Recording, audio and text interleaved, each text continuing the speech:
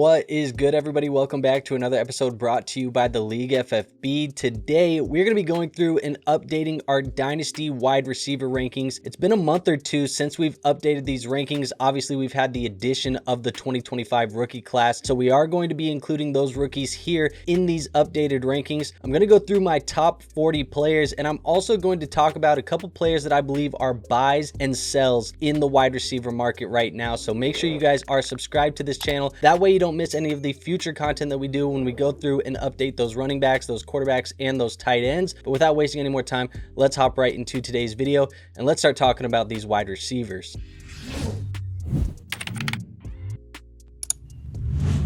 All right, so as you can see, I got 7 tiers pulled up on the screen to get through all 40 guys here today. We are going to be working our way from tier 1 all the way down to tier 7, going from wide receiver 1 to wide receiver 40. But kicking it off here in tier 1, there's only 2 players, and it's going to be Jamar Chase. It's going to be Justin Jefferson. We don't got to talk too much about these guys. I view these guys as 1A, 1B, whoever you want. It doesn't really matter. Going off of last year's performances, where Jamar Chase is coming off that triple crown season, he scored 23.7 fantasy points per game. You got to put him as the number 1 right now, but I do believe that Justin Jefferson and Jamar Chase are 1A, 1B. Jefferson, I am not worried by any means. Some people are going to be worried about going to JJ McCarthy. He produced with Sam Darnold, averaged 18.7 fantasy points per game. There's no way that he is not quarterback proof at this point in his career, and this offensive system with Kevin O'Connell is elite. There's no way he's not going to produce. Let's go to the next tier. Like I said, didn't want to waste a ton of time with those guys, but I have a total of 6 players in this next tier. It's going to be Malik, Nabers, Amon-Ra St. Brown, who I have marked there as a buy. You can see in the top right corner. CeeDee Lamb there as the wide receiver 5, Puka Nacua as the wide receiver 6, Bryant Thomas Jr. as the wide receiver 7, and then I have Nico coming in at 8. For me, like I said, I think Amon-Ra St. Brown's a little bit of a buy. Just doing some of these Dynasty trade shows with you guys, as you guys have submitted some of those trades into the Discord, I'm seeing that Amon-Ra St. Brown is not being properly valued in the community. I'm a little bit higher on him than consensus right now in my rankings. I think a lot of people probably have him behind CeeDee Lamb. Some people probably have him behind Bryant Thomas Jr. at this point in time. For me, I'm still all in on Amon-Ra St. Brown. 18.6 fantasy points per game last year.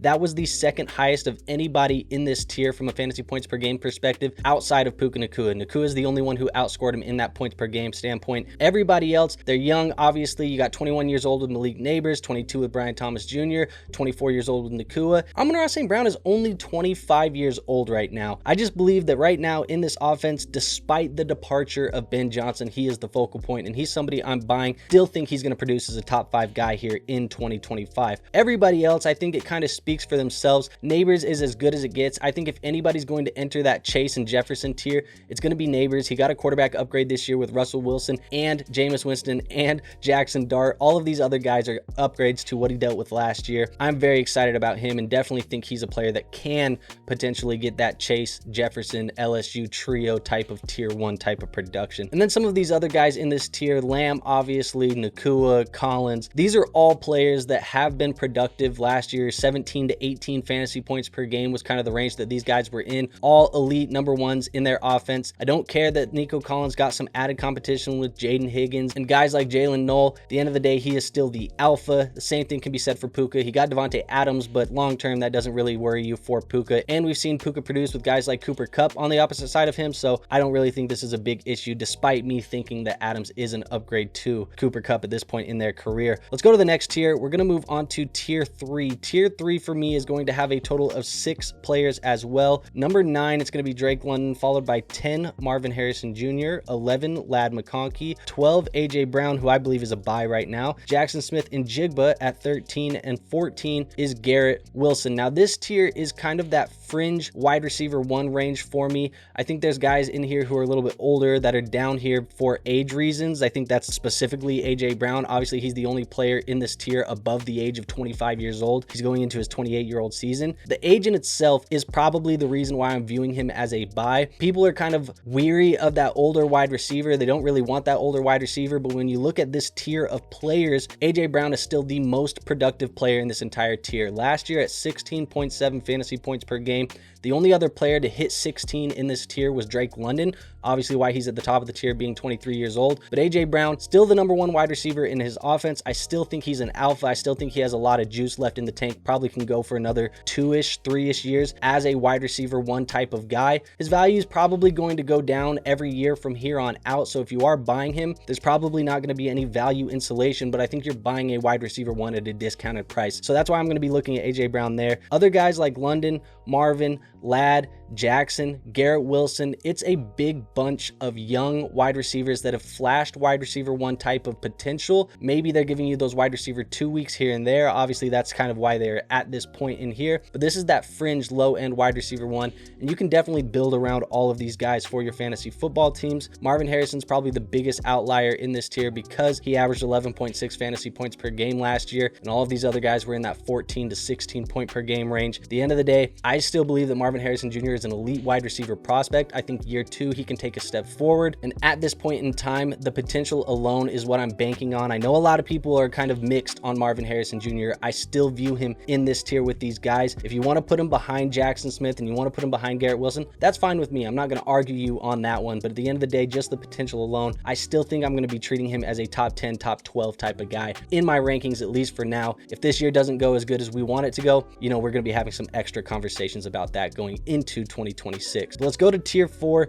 Tier 4, I'm going to talk about a total of 7 wide receivers in this tier. This is one of the larger tiers in today's video, but it's going to have wide receiver 15, Tet McMillan. I have Travis Hunter at 16, 17, T. Higgins, 18, Rome Odunze, who I think is a buy, Rashee Rice at 19, 20s, Jordan Addison, who I also think is a buy, and then 21, I have Devontae Smith, who I think is a sell. Now, this tier has those first couple of rookies. In my opinion, this year, it's been Tet McMillan, Travis Hunter, kind of 1A, 1B, depending on how you look at it, depending on what you need, team need type of wise. I think you could draft either of these guys. The Travis Hunter cult is very, very, very strong right now. I think Tet McMillan has been discounted due to the people hyping up Travis Hunter over the offseason so far. McMillan, to me, he has a clearer path to 120 plus targets in this offense. You could say that Travis Hunter, you know, he's a little bit of a better route runner, maybe. It looks better on Instagram. You know, he's a little bit faster, a little bit shiftier. He looks very smooth. Tet McMillan, he's a big boy, man. I think he's definitely somebody who can have 10 plus touchdowns in this offense as well. I don't know if Hunter can do that. At the end of the day, both of these players are going to be very good wide receivers, I think, at the next level, but that is why I'm putting Tet McMillan over Travis Hunter in my rankings now as of today on May 20th, 2025. It's because I believe that Tet McMillan can have 120 plus targets, be the number 1 wide receiver in his offense, and see potentially double-digit touchdowns, where Travis Hunter, I don't believe he can be the number 1 right now in 2025 with Bryant Thomas Jr., who I believe is a better wide receiver than Travis Hunter. It may, you know, fall on ears and people are going to probably get a little bit upset about that, but that's just my opinion here today at this point in time. Going on to some of the other players in this tier, T. Higgins, obviously a great year last year, still going to be the number 2 with a guy like Jamar Chase there. It's not really anything that we need to knock him for, but he does fall into that high-end wide receiver 2 type of territory for me. Rome Odunze is a buy. I think he's being discounted because of guys like Luther Burden and Colson Loveland being added to this offense. Obviously, you have the mix of guys like DJ Moore there as well. Wasn't the greatest season for Rome Odunze, but I think he is going to be the long-term X playing on the outside there in this offense. You're going to have Luther Burden in the slot. Probably the Z is going to be DJ Moore.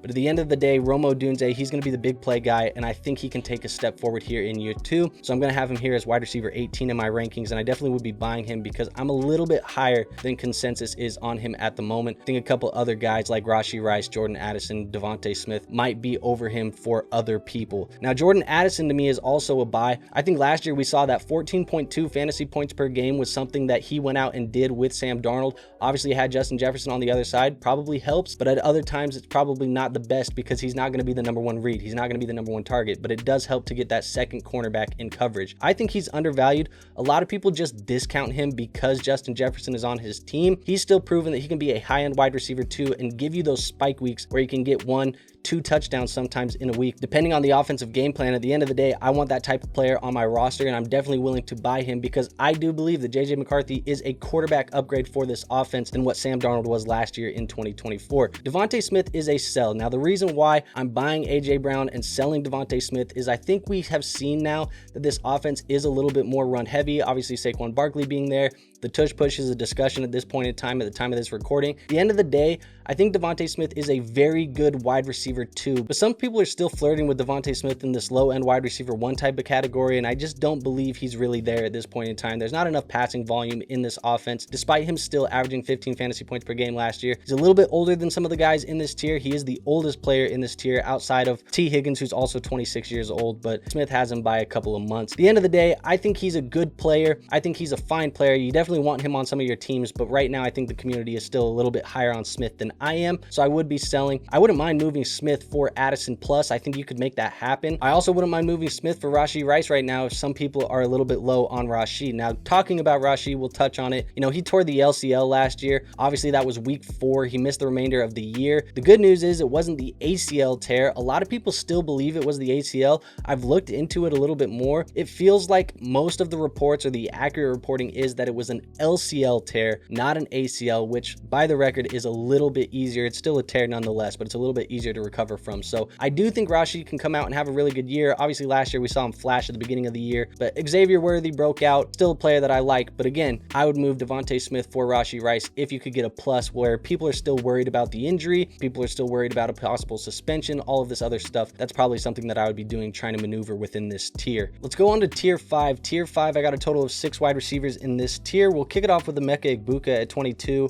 I got 23 Zay Flowers, 24 Chris Olave, who I'm buying, 25 is Xavier Worthy, who I'm selling, 26 is Jameson Williams, 27 is Jalen Waddle. That's the entire tier for me. Now, this is also a tier where you're getting wide receiver 2 production for the most part. I think Egbuka is one of my favorite players from this class. I know he's one of my favorite players from this class. I was a little bit down on the landing spot, but as we've gotten further and further away from that initial shock, I do really like this for Egbuka long term. Maybe not initially in 2025. I still think he can be a very good, solid fantasy football producer moving forward. Then obviously there's guys like Chris Olave in this tier who I do have stamped as a buy. Last year, he was only 9.6 fantasy points per game. It's not great, but he spent a lot of time on IR, suffered multiple concussions. Obviously, it was very concerning. And then the quarterback play with Spencer Rattler and guys like Jake Hayner and all these other trash, just absolutely bad. It's not much better actually in 2025, but I have heard rumblings of Chris Olave potentially being a trade candidate. If he gets traded, obviously that could possibly improve the situation.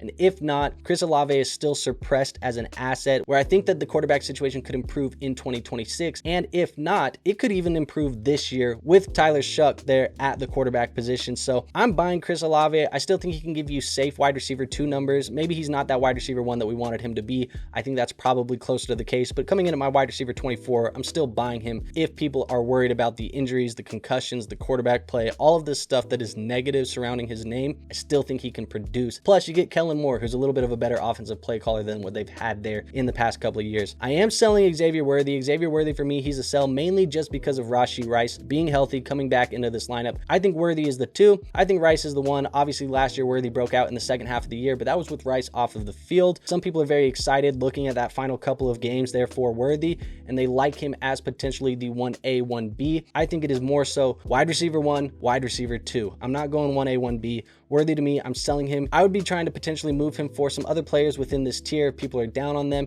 and then getting some extra thrown in on top. Maybe you can move Worthy for Olave plus. That would be something that I would be interested in doing. Another player that I kind of want to talk about in this tier is going to be Jalen Waddle. Jalen Waddle obviously started the career 2 wide receiver 1 seasons. The last year or 2, it hasn't been that type of production. Obviously, Tua hasn't been healthy. Tyreek Hill has been there, but I do think he's a speculative buy. I don't have the buy mark on his card because I am actually kind of close to consensus on his ranking, but he's a speculative buy right now for me because if Tyreek Hill gets traded, Tyreek Hill doesn't play. He did have a second wrist surgery here just a few weeks ago. There's a chance that Jalen Waddle could see his value increase quite significantly. So he's somebody who's still 26 years old. I'm still looking at buying him. But the only other player I want to talk about in this tier, we kind of skipped over Zay Flowers. I think Zay Flowers is fine. Obviously, Lamar is fine. This is a fine player, but Jameson Williams is the other player. I think he's a player who could also maybe potentially be a buy if people are selling, you know, the Ben Johnson departure. They don't like the Detroit Lions offensive focus with Ben Johnson leaving. I just don't believe it. Jameson Williams, when you look at all of the guys in this tier last year, the highest fantasy points per game player in this group of players, and I'm just definitely still willing to have him on my team. I'm more comfortable with him as my wide receiver 3, who can give you the spike weeks, but if you need him as a wide receiver 2, I think he can do that. But I'm definitely much more comfortable if he's there as my wide receiver 3. But I do like Jameson Williams here if people are fading the Lions offense with Ben Johnson out of town. So let's go to this next group. This next group, I'm going to have 6 guys. It's going to be Terry McLaurin, which just feels criminal. I know it feels criminal because of the production that he had last year. I think this is also another player, like we mentioned with AJ Brown, where the value is only going to keep decreasing because of the age and some of the other stuff and the influx of young guys that keeps hitting this market. But at the end of the day, he's definitely a contender buy, I think, for people. I almost marked him as a buy, but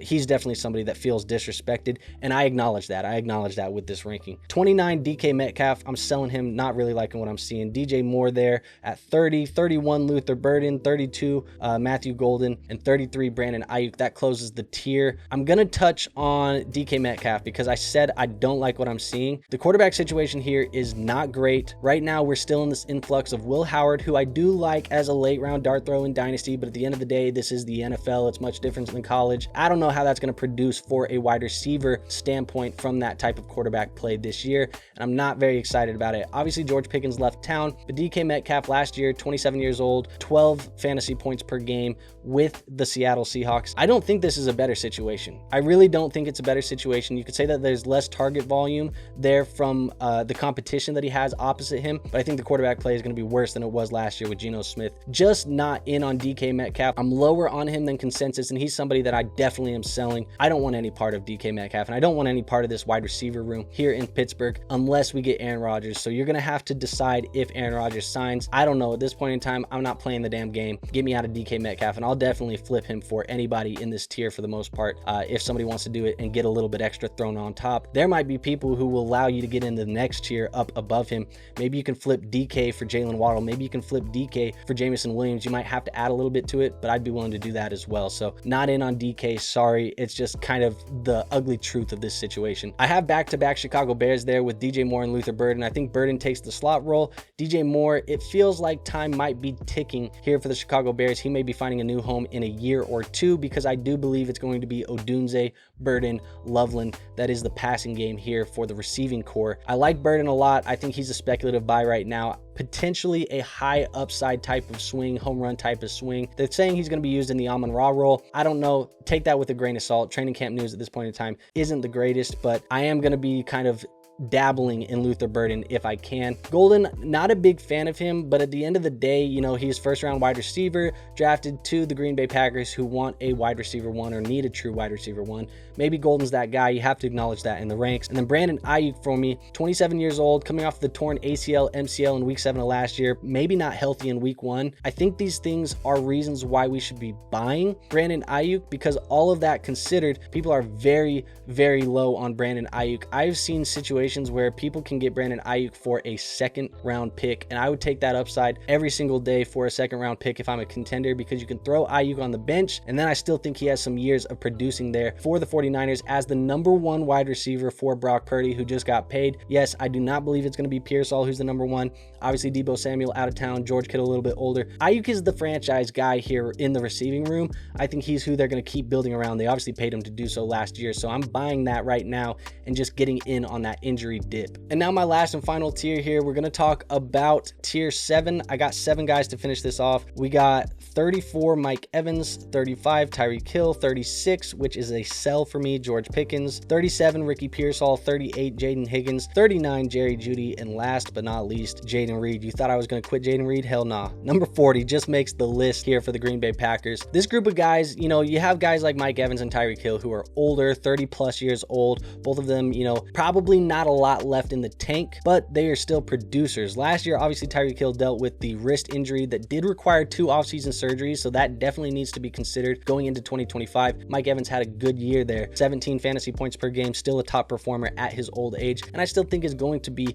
as long as his body allows him to be. But when you get to 31, 32 years old, obviously we know the ticking time bomb of father time, it is always going to be there in the back of our minds. So they are sitting here at 34 and 35 because of that. George Pickens, I think, is a sell. He's 24 years old. He goes to the Dallas Cowboys, which from a team standpoint is probably a better situation. Dak Prescott, obviously a better quarterback upgrade than what he had last year in Russell Wilson and Justin Fields. However, he goes from being the number 1 wide receiver on his team, which I didn't really believe was a great wide receiver 1 for a team, and he goes to be the wide receiver 2 opposite CeeDee Lamb. Maybe he can get really lucky and be an elite wide receiver 2 in the NFL, but I just don't believe Pickens is that great of a player. I think he's more of a big play, splash play type of guy. If you really think that Pickens is somebody that can be that Jameson Williams to an Amon-Ra, can be a Jordan Addison to a guy like Justin Jefferson, you're definitely buying. I just don't believe it. At the end of the day, I think George Pickens is what we've seen, and I still think he's probably going to have less targets this year than he had last year with CeeDee Lamb now, you know, the opposite of him. So I'm not necessarily buying a guy like George Pickens. I'm probably more so selling him.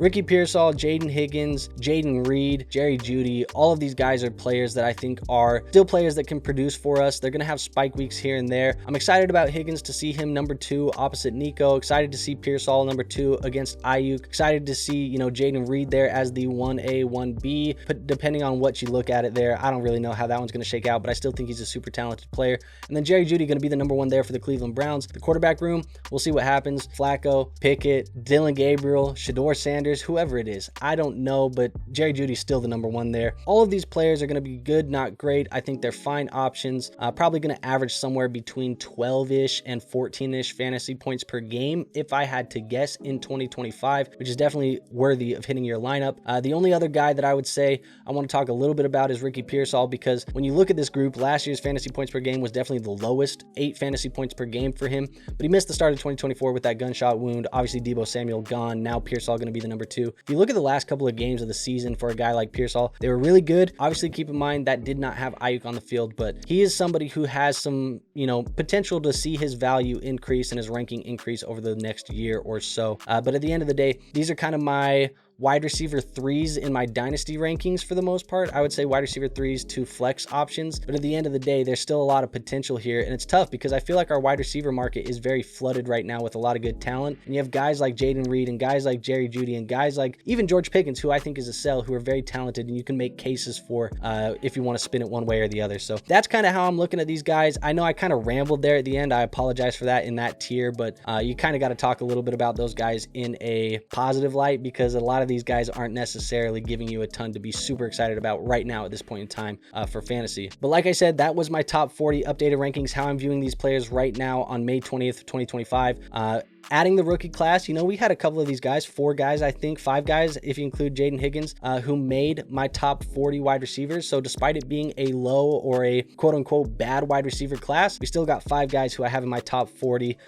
Hopefully you guys enjoyed. If you did like today's video, make sure you hit the like button. It is the best free way to show this channel some support. Also, make sure you guys are subscribed to the channel. That way you don't miss it when we update our running backs, we update our tight ends, our quarterbacks, all of the positional groups. We're going to go through and update all of those over the next week or 2. So make sure you are subscribed for that, and make sure you go join our free Discord. We do have a free Discord linked in the description, helping you guys with your Dynasty Fantasy Football teams 24/7, 365. We're also doing these Dynasty trade review shows every weekend, so make sure you hop in there and submit some Dynasty trades. Would love to review those for you if you get in that Discord. And like I said, it's free to join, so there is no risk in doing that. But with all that out of the way, I have nothing else for you guys today, so I will see you on our next episode. But until then, peace out.